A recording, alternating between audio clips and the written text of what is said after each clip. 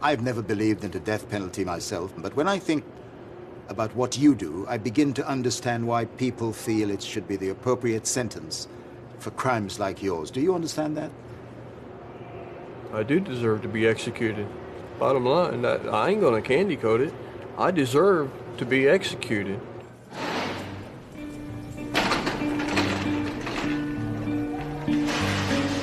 About an hour's drive south of Chicago in the state of Indiana is one of America's oldest and most notorious maximum security prisons. The majority of the 1,900 inmates here are serving long sentences for unspeakable crimes. And when I came at you, I wasn't just going to stick you an inch. I was going to run something all the way through you. Camera crew on 200. 12 are due to be executed on the orders of the state. Hi. For 2 weeks, I was given privileged access to this dark and forbidding world. Stealing cookies as a 7-year-old boy in school, turned into a 20-year-old killing a cop, landing himself on death row. It went from stealing cookies to shooting a cop. Welcome to Indiana's state prison.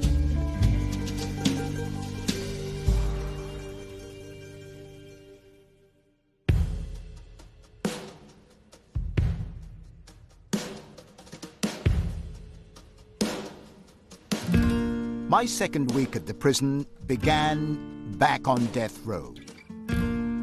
The 12 men here are locked in their cells for 23 hours a day.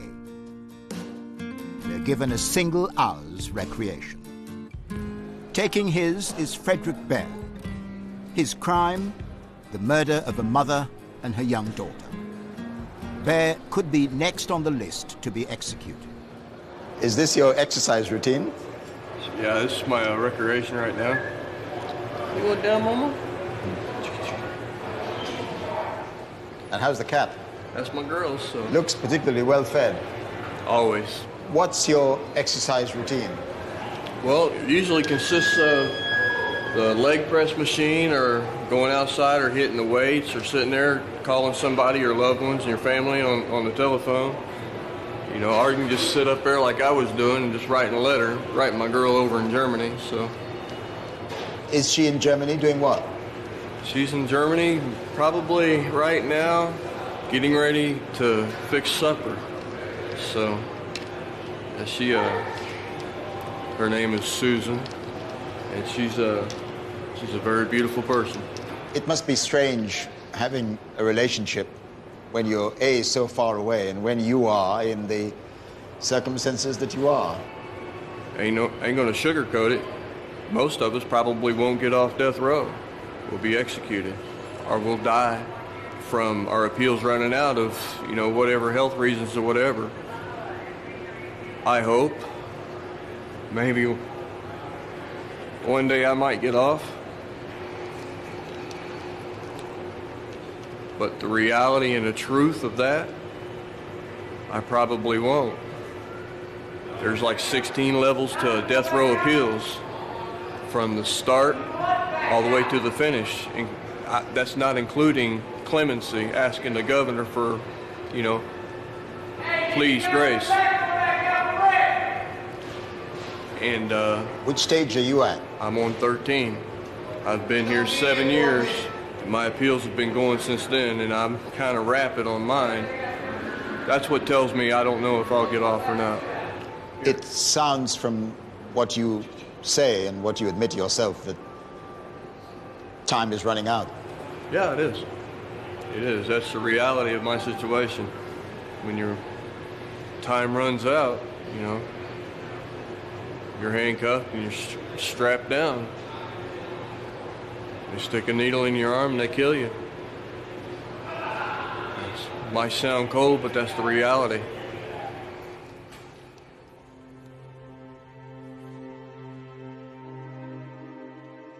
The last man to be given a lethal injection at Indiana State Prison was Matthew Eric Wrinkles.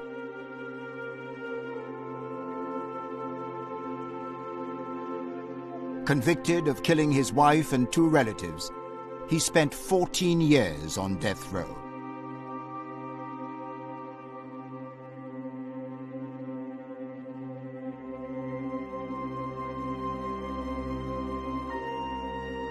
On the night of December the 11th, 2009, Wrinkles was put to death in this building.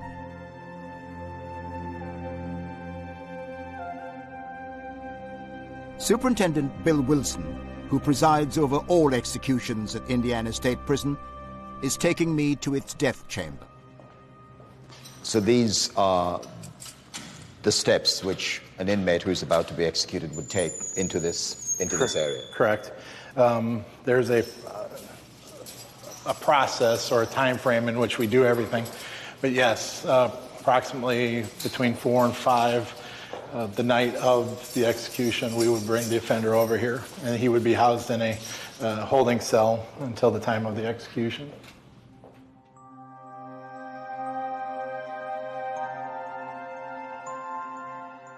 As the appointed time for the execution draws nearer, the prisoner is kept under close observation. This is usually a very quiet time for the offender, though. Some make themselves preoccupied with television. Others just sit here and meditate and are very quiet for the last few hours. My job is one single event, and that's to put this man to death. That's very a surreal moment in time.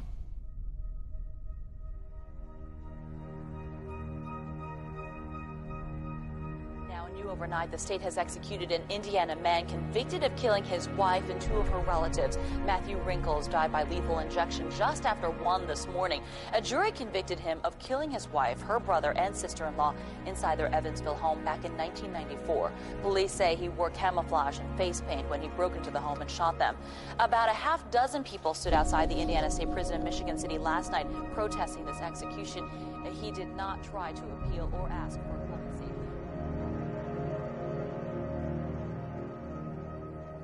How do inmates react right at this point? Every execution that I've been a part of, every offender has done it differently. Most have always at this point they've accepted their station, their position, the process, and that's happening. One of them, the first execution that I was ever a part of, the offender turned to us and apologized to us about having to put us in this place. And he basically said, "I'm sorry, you guys have to do this." Do people resist? I mean, there's not very much to resist with handcuffs all around and being tied up to the gurney. The only time I've ever had any resistance was one offender was passive. He didn't actually participate in movement. He didn't participate in getting on the bed. So we had to actually carry him from the holding cell and onto the execution bed. Are there any words exchanged? What do you say? Well, we do everything we can to make sure that the offender's comfortable. We do talk to him. We make sure that he understands where we're at in the process. We constantly are encouraging him to ask questions or just trying to be there for him. Once he's placed on the gurney, he's allowed to give a final statement. An actual death warrant is read to him so that he understands, again, why he's in this position. And at that point, then, we start the execution process.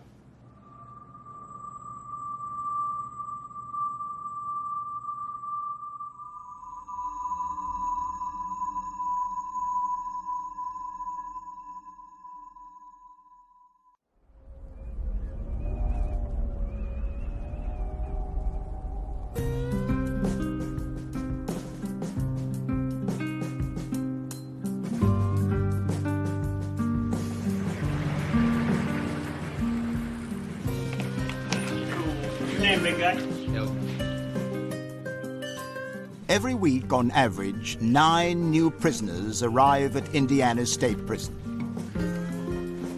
The majority are young men.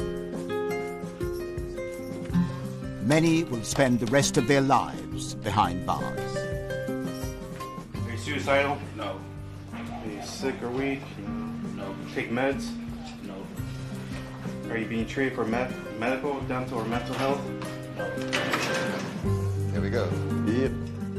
Lieutenant Gillespie takes me to cell house C, to which some of the new arrivals are assigned. It's the largest block at Indiana State Prison. It holds almost 400 offenders, nearly all convicted murderers. C. Charles, 23. Morning. Morning. This is Sergeant Zimmerman. How do you do? I'm Trevor McDonald. Hello. Nice to meet you. He pretty much runs the house. Yeah.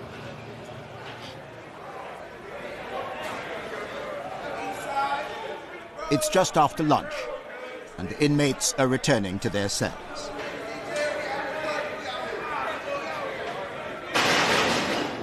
I can just see this chap stroking a cat down there. Yes. How did he come by that cat? Well, we have a program, a PAT program here at Indiana State Prison that, based on conduct history and each offender can put a request in. And they come by it as a privilege? Yes, sir. Oh, definitely a privilege. Oh, yeah. It's not a right, definitely a privilege. And so the thing is, what it does, it gives them a sense of responsibility, help medicate that, so to speak, you know, that temperament, that stress that they may have throughout the day of not being able to talk to their loved ones or family members. So the cat replaces that which they don't have or lost on the outside.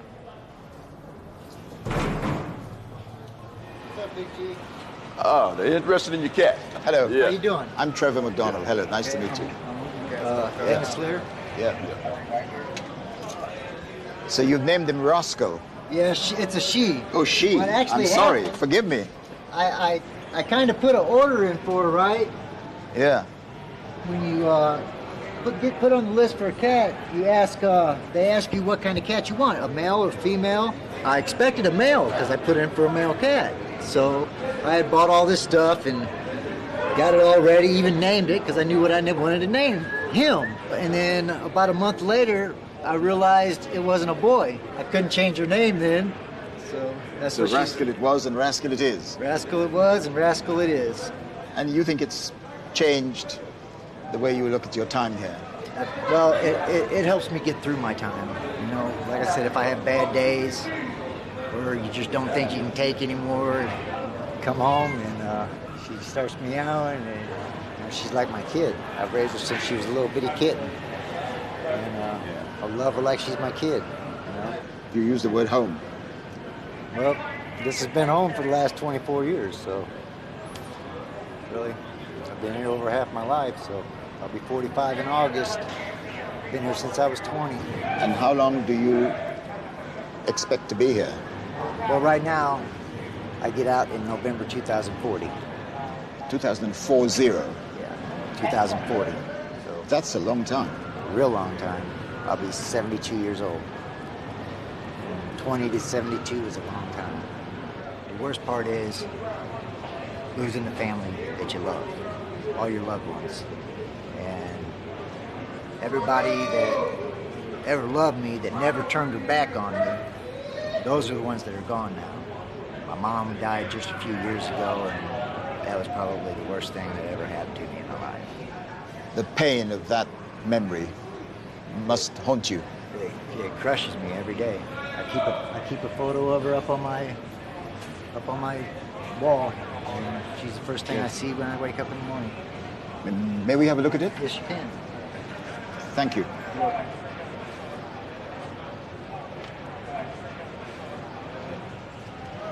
This is my mother. That's your mother, yes. This is my mother, and this is a picture that she had sent me of a cross, and she wrote on the back, she says, "Put this on your wall where you can always see it. Love, Mom." And I keep that right there.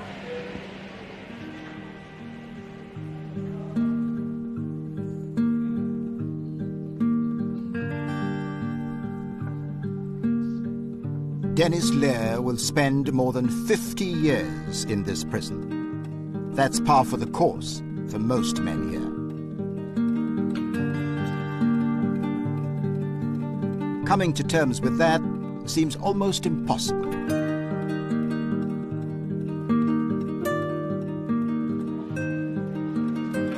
There must be people here who stand no chance of ever getting out. True. How do they cope with that realization? I believe it's an individual thing. Once you come to the realization and to the fact that possibility there's a chance that I'm going to spend all my entire life in the departments of corrections. And so those offenders who come into the realization of that and embrace that are the ones that continue to live their lives the best way they can. You talk about their embracing it. You use the word embracing Yes. it. Must be very difficult to do that, to come to terms with the fact that this is it. They're never getting out. Yeah, some of the offenders I talk to, especially the young ones, and that's the problem that we have with the young offenders, truly have not embraced it. They say it's a time frame within 1 to 5 years, a high end of 8 years, that an offender fully realize of the fact that he's going to be here for the rest of his life. And do people ever abandon all hope and give up when they realize that this is it, this is the end, they're never getting out? Yes. Unfortunately, you have offenders, suicides in the Department of Corrections, and it's predominantly those offenders who realize that there's no more hope.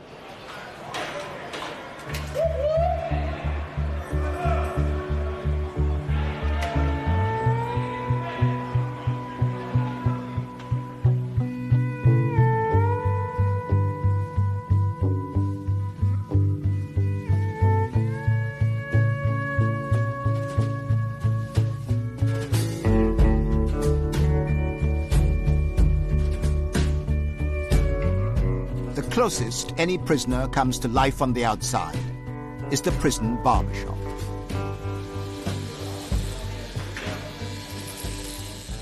It has an appearance of near normality. Convicts who work in it are among the most trusted in the institution. John Sawatka is serving life with no possibility of release. Lieutenant Bowen, how long have you been coming here for your haircut? To John, I've been coming for about 7 years. He was living in my cell house, so when I came in, it was just kind of a normal face to see, so I sat down, and he's been cutting my hair ever since. John, is he a fussy person to have his hair cut or not? No, sir, he's not. The lieutenant is an ex-Marine, so he likes it high and tight. But I was kind of put in check by a certain person in his life that doesn't like it real high and tight. She likes it a little bit faded, so I take care of what his wife wants. He has a very lovely wife.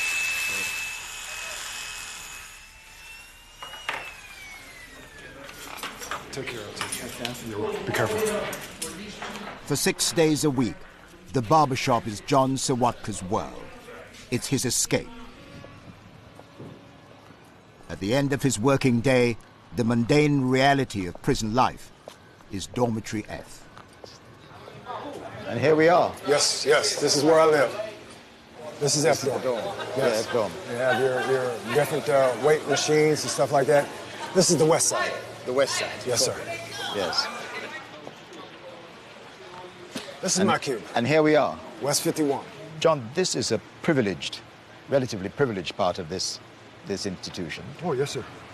But how do you find the fact that you have no privacy? I mean, you're living cheek by jowl here with everybody else. Oh, no, there's plenty of privacy. You have this wall here, and this wall here. That's plenty of privacy. But that's all you have? Yes, sir. That's enough. Yeah. I mean, when you realize that man, whatever he does, or that man or anybody else, has nothing to do with me, and I don't want to have anything to do with them. So this is my cell, this is my cube, this is my life. And that's all I need. And what kind of trouble did you get into? I just happened to commit this one murder. That's it. That's the only time I've been in trouble. I got busted for marijuana one time, but that was it. And that was a slap on the wrist. That was a misdemeanor, and that was it. And then after that, I committed this murder, and I took the lives of 2 innocent people. That's all there is to it. I'm guilty. What were the circumstances, John, in which you took the lives of 2 innocent people? There was a gentleman that I grew up with, and he knew another guy. Well, being that I was a dope fiend, this man presented pictures of my mother, my father, and my brother. My mother in the yard with her chihuahuas, my father coming out of the ice machine, and my brother getting out of his car in our driveway. And he said, as easy as it is to take these pictures of your family, that's how easy it is to kill. I can kill these people. That was my family. And I lost it. I don't know where I went, but I lost it. And he says, this is what I want done, and I took the lives of 2 people. When he said to you, this is what I want done, what did that mean? To take the lives of these 2 people, because he was trying to take over the tickets, the lottery tickets within Gary. And I didn't know any better. And when I thought he was a big-time hoodlum. And I was scared. I was scared more for my family than I was my life. I take your point about being, worried about the lives of your own family, but you could have reported him to the police. I know, thought never came to my mind. Thought never came to my mind. I don't know why. I don't know why. So, John, what was the arrangement about taking the lives of 2 innocent people? What inducements did he offer? Did he offer to pay you? Yes, there was a pay, but it was minimal. I can't remember if it was $700 or $800. It was no money whatsoever. But I was just satisfied that nothing was going to happen to my family. That was the main thing. You were offered money. Yes. To kill. Yes. Yes, sir. Now, there's no excuse. Yes. I mean, it's what you did is what might be termed horrendous. A contract killing. I mean, you were paid to do it. Yes, sir. And I took the lives of 2 innocent people. Did you know these innocent people? No, sir.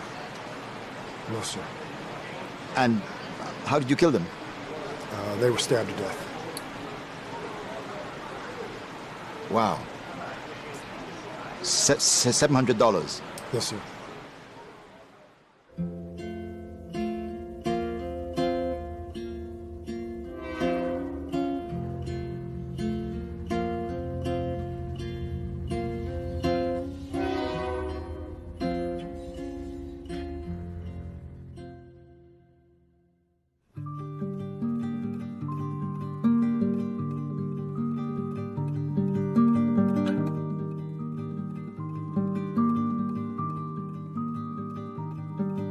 The 12 men on death row are linked by a common fate.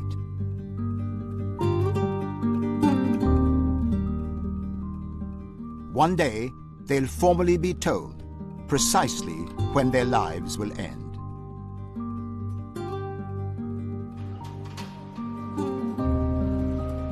When that day and that hour arrives, Superintendent Bill Wilson will carry out the orders of the state of Indiana. Mr. McDonald, this is Mr. Allen. How you doing, Mr. Allen? Yeah, I'm glad the weather changed. Glad the weather changed? Yeah. Miss Holmes, doing all right? Yes. All right. The superintendent makes a weekly visit to the prisoners on death row. The last man he sees today is Frederick Bear, who killed a mother and her daughter. This is the last cell on the row. Last cell on the block. You can see Mr. Bear has an infatuation with one of England's most famous people. She has been a lifelong love of mine since like 10, 11 years old when I saw her get married the first time to Charles. And I followed her all my life. Why? Because of her heart, what she represents. She's just one of those people like Mother Teresa, or Jesus for that matter, just makes an impact on it, on not only one part, but the whole part of the whole world. So that's my second love. Your cat? Yes. Superintendent, what's your relationship with Mr. Bear like? How would you describe it? Oh, I'd say we have a great relationship as far as a superintendent and an offender. With the death row offenders in particular, our destinies, our course in life will throw us in the same event. And as a result, I think it's important that I get to know these guys as well as I can, or as well as they allow me. And Mr. Bear's been one of the offenders that we've had some really solid conversations about life, where we're at, why we're here, how our destinies have actually led us to this point where at one particular juncture we'll participate in the same event. that event that you talk about is that you will preside over his execution. Correct. Mr. Bear, what do you think of the superintendent having made in a compassionate way, as he described it, that cultivated that relationship with you, but in the end, he will be the one to take your life? It's not actually Mr. Wilson's taking my life, so, you know, it's the state of Indiana that's taking my life. He's a good guy. He's a fair person. He'll listen, he'll understand, and he'll exercise judgment on what he has to do fairly. He's not discriminatory towards anybody, and I gotta respect that. How do you deal emotionally with the fact that you know you will eventually preside over his execution, his death? I've come to grips with it by virtue of meeting with my religious leaders of my particular church and how the church feels about it. I've also asked God for forgiveness for my feebleness in the fact that I may not always understand what his intentions are for us. What I do know is that man has been allowed to create laws. We enforce those laws, and up to and including the death penalty. If I don't understand, because I can't, because I'm human, of what God's true intentions are, then I ask for forgiveness for that feebleness. I say this with some trepidation, but it seems that between you both, you have made peace with each other about what's to happen inevitably. Yeah, I don't know that we ever had to say that we've been at peace with one another, but I think we've made the effort to understand where each other are in the process and how our lives are intertwined. And one single day will have the most effect on one another. He will always be a part of my life, and I then of his at some point. I put myself on the path to put him in the position to do what he has to do. Again, affecting somebody else's life years later by one or several acts of stupidity and undescribable things that I've done in my past, shamefully, regretfully. As much as I love that cat and adore her and almost one shy step of worshiping her, I would give her up to undo what I've done. Thanks. Appreciate it.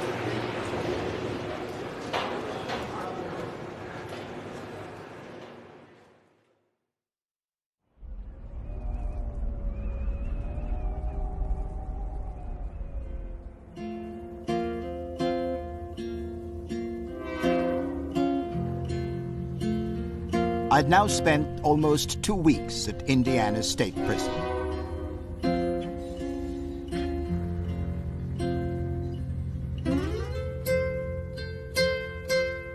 Convicts here face acres of time and limited horizons, and a routine that can be crushing in its monotony. But that can change in an instant. Morning. Morning. I'd been alerted to an incident in Cell House C. This CCTV footage shows a prisoner being dragged along the range after he'd been badly beaten. How badly was the victim beaten up? He was beaten up, I could say, pretty bad. You know, when I got there, I actually thought he was deceased because he wasn't moving at all. You thought he was dead?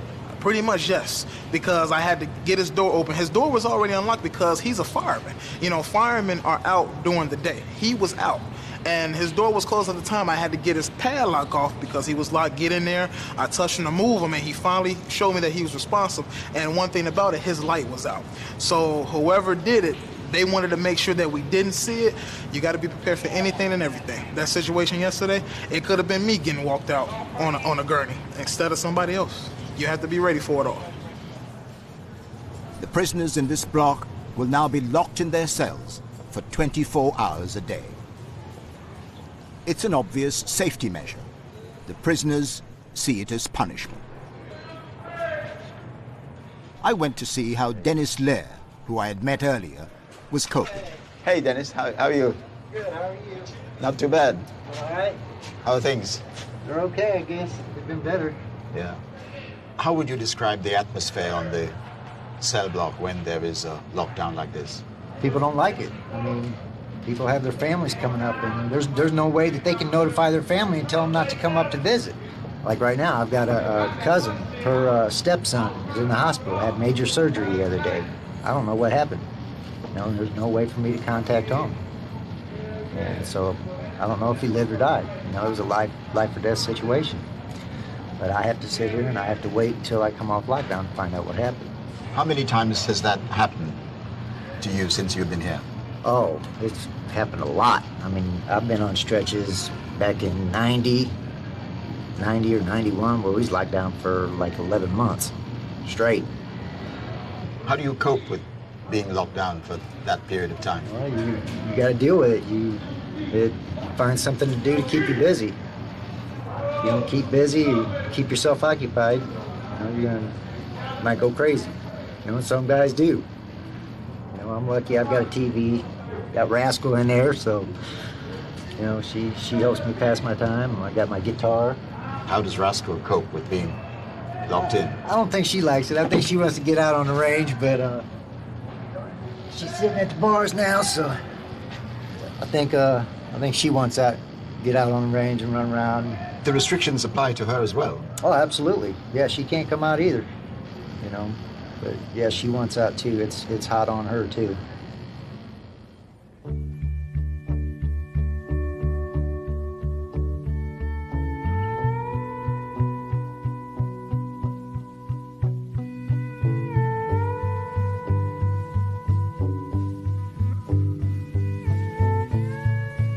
My time at this prison was coming to an end.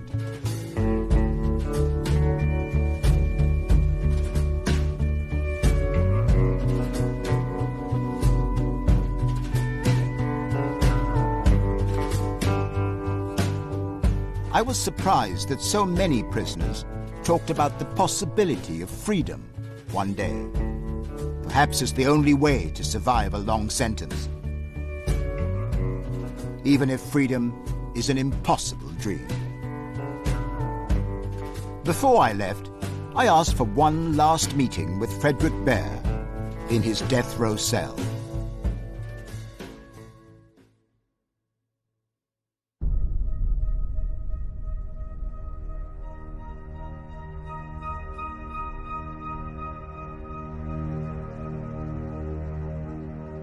I made a final visit to death row. I asked to see Frederick Bear, who might well be the next man to be executed at Indiana State Prison. His crime still provokes outrage and disgust among the other killers here.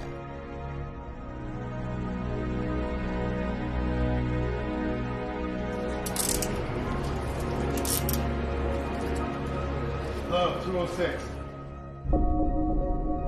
One afternoon in February 2004, he talked his way into a house and killed a mother and her 4-year-old daughter by cutting their throats. Bear, who lives in Indianapolis and was arrested there last night, was working in Madison County on a construction site. He says he got lost, and that's why he was near the Clark home. When he was arrested, he strenuously denied any involvement in the horrific crime. I'm not a violent person. I cry when a freaking butterfly gets hit on the windshield. That's how soft and sentimental I am, because I love life. Why would I want to destroy life? I was driving up and down that road like the witnesses said and everything. Yeah, that was me. I was driving up and down the road. I was aggravated. I was high. I'm not going to lie. But am I a cold, sadistic murderer where I can cut a little girl's throat? A 5-year-old girl's throat? I love kids. But that was 8 years ago.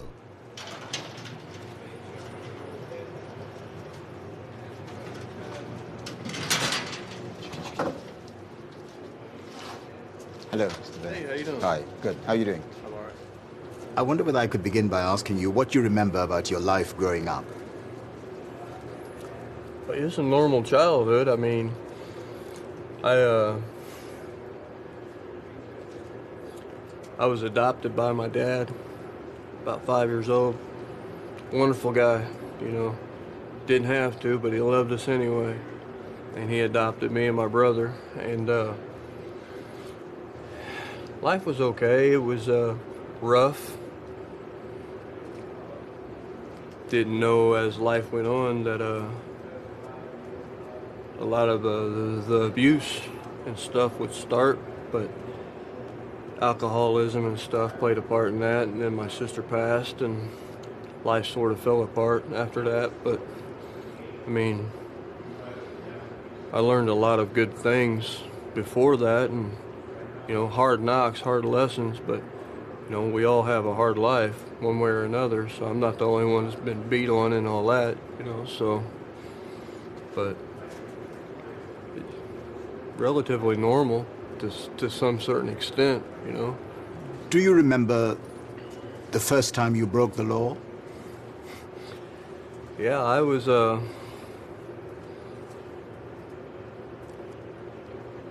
I've been a thief all my life. That's all I've been. That's all I've ever been. I'm not proud of that fact, but that's all it is. You know, I'm not going to sugarcoat it for you. I'm a thief. I've always been a thief. I started stealing Matchbox cars when I was in kindergarten. And then it graduated, you know, stealing cars, Matchbox cars from the store, shoplifting and stuff. And I graduated from that to stealing money. You know, then just stealing all my life. When you look back, what is it you would say that set you on the road to crime, stealing and drugs and so on?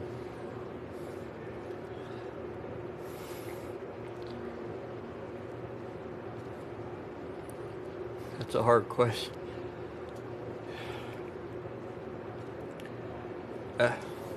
After my sister passed away, life sort of fell apart, and I kind of gave up. She was like a big figure in my life.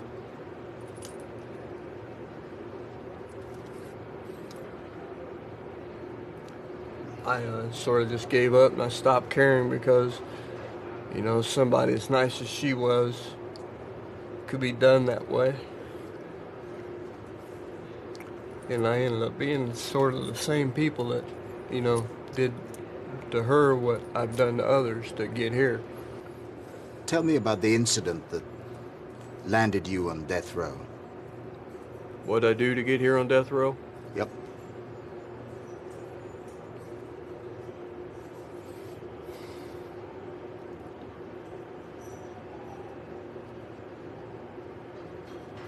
I broke in a house. I walked up, and under the ruse of being lost, I walked in and I knocked on the door, asked to use the phone. If somebody, you know, if nobody answered the door, then I would break in the house. Nobody was home. So I knocked on the door, and a little kid answered the door. And so my first thought was, could I use your phone? You know, throw it off.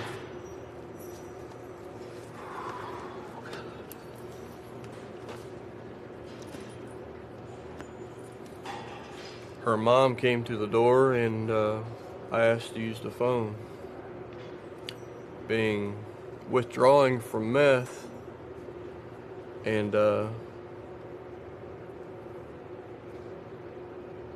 they didn't see my face, you know. I was just really wasn't there. My intentions was to rape her, and I couldn't go through with it. But I'd already gone too far, and to back out now, I know where I was headed. I was headed back to prison, and I guess I just thought that if I killed them, nobody would never know.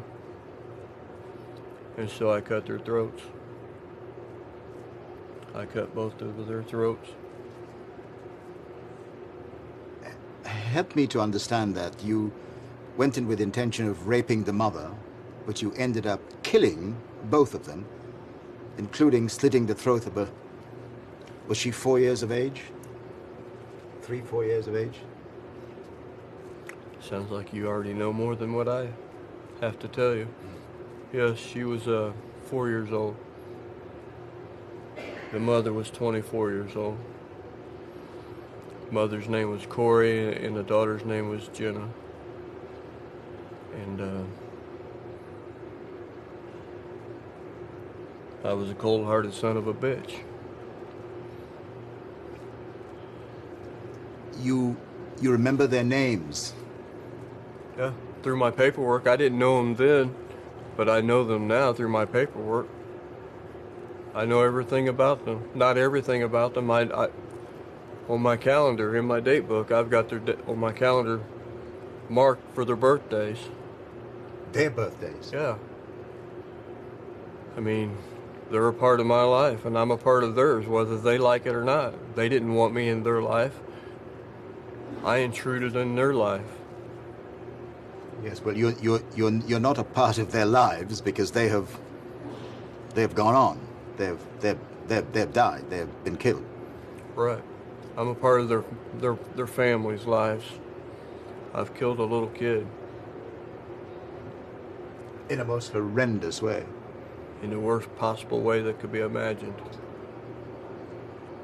You just don't know. I wake up from that still, and it's 7 years, 8 years almost now. I'll be here on death row. Well, no, it is 7 years. I'll be here on death row 7 years. And I still wake up, cold sweat, when I think of what I've done, especially to that little girl. She was at the beginning of her life, and I stopped that. How do you think I feel about that? No, you can't even imagine how I feel. I can't. I can't. I've never believed in the death penalty myself, and I've always been against it, and I probably still am. But when I think about what you do, I begin to understand why people feel it should be the appropriate sentence for crimes like yours. Do you understand that? I do deserve to be executed. Bottom line, I ain't gonna candy coat it. I deserve to be executed. By the laws governing this state of Indiana, I deserve to be executed over there. And the death penalty was put in place for people who did what I've done. What you did. Right. I mean, there's no way around it. If a person does what I've done, they should be executed, bottom line. That's according to the laws of the state of Indiana.